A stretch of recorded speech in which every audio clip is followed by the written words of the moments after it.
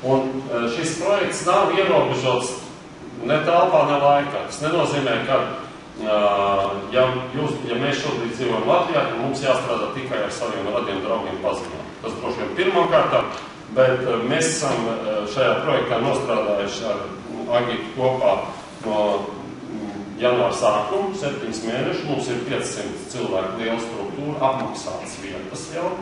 Šajā projektā gan lielajos, gan mazajos galdos. Un es gribu teikt tā, ka 1/3 jau nav Latvijā. Tātad ir jau nopietnas darbs Lietuvā un ir klienti ļoti daudzās valstīs jau šim brīdim. Tā kā šis ir projekts, kuru var veidot ļoti sekmīgi.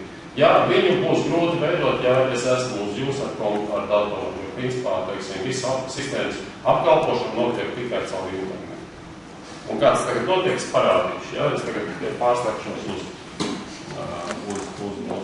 back office.